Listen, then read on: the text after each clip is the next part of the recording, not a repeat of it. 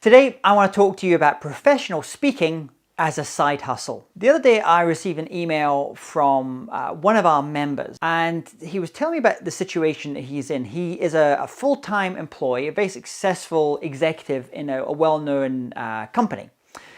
This is a company's investment world of banking, finance, investment in that world. But his real passion, the thing that he really wants to build over the next few years, is as a professional speaker. He has a message that he's really passionate about. He wants to gradually transition from a 9-to-5 kind of job to being a professional speaker, but he doesn't want to do it in a big jump. And I think that's really smart. So I wanted to use this video just to kind of talk about how you might think about building professional speaking as a side hustle when you already have a current job. There's a couple of ways to do this. And first of all, I've got to say, now is an amazing time to do this because now, unlike even a few years ago, we have virtual speaking and virtual keynoting, virtual workshops. The whole world of virtual is now open to us. You see, before, if you were an employee of a company and you wanted to go and give a keynote, it involved you maybe taking some time off, flying to that city, giving that keynote, coming back, checking in with your co-workers. Listen, I'm going to be at the office for a few days to go and do this thing. There might be even some issues about whether you're allowed to do that, whether you're allowed to take that time off, maybe using into your vacation time. It was a bit of a pain if you had a 9-to-5 job that you're also having to do. But now we have virtual keynoting. So it's really easy now. Many executives, they're spending a certain amount of time working from home anyway. So as long as you get it clear, obviously, with your employer, it means you don't have to take time out to travel to places.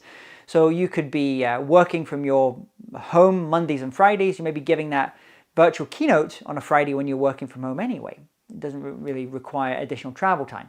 Now, there's a couple of ways that you can do this. The first thing, I would suggest, unless you're in a certain job which is a very high-profile job, I would think first about seeking forgiveness, not permission, especially at the start, because you're not quite sure if you're really going to enjoy the work of speaking, even as a side hustle, and you just kind of wanted to get your feet wet a little bit.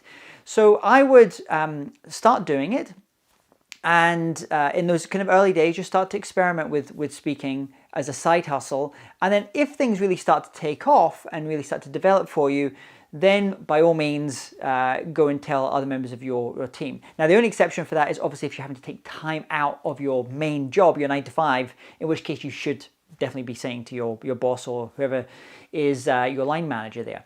Now, there's two ways of thinking about this if you're going to build professional speaking as your side hustle. The first is the under the radar way.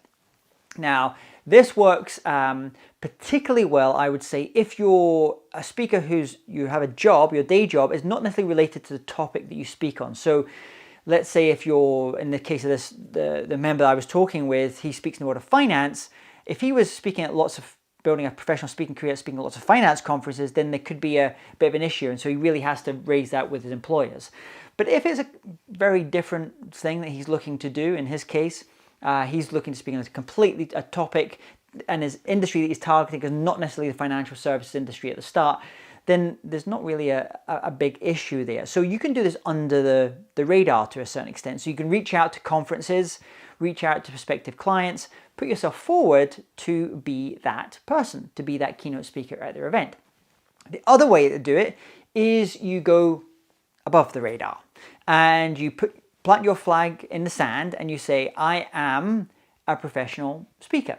So you would create your website and you would create all the videos, show reels, all the things that you would look to do to create as a professional speaker. And then it's very public that you work, your main job is this thing here, but you also do keynoting as well on the side as a side hustle.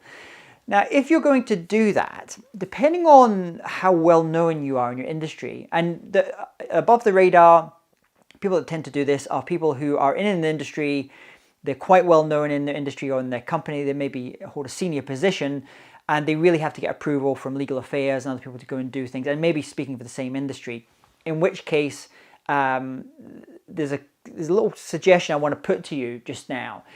If you're the kind of person that's maybe in demand, let's say you are a well-known in a particular industry, you work for a really famous company. The other day I was talking to someone that works for Amazon, and they're very high up in Amazon, and they're wanting to do speaking on the side. So in their case, I'm actually suggesting, listen, you could already get fees in excess of $10,000 for your speaking because you're with a great brand already. It's a well-established brand. You're in a job where you're very skilled at what you do, very knowledgeable. You have a profile in your job. Lots of people would want to pay you to come and speak and talk about that. So in that case, if you're in that situation, I'm going to suggest you actually try and find a bureau partner to work with. This works really well. I know people who are in the world of economics, for example, or maybe they've been in politics, or maybe they work for a big business, the big company, and they don't really want to do all the hassle of negotiating contracts and doing all that stuff and thinking about logistics. So if you're in that situation, you're already likely to get fees of over $10,000, you are a bit of an established name in your industry, then I would try and find a bureau partner and work with them on an exclusive basis.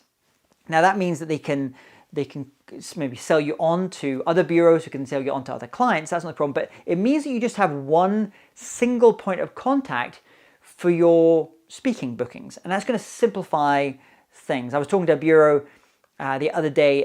They do a lot of this for people that work in the world of technology, big tech firms.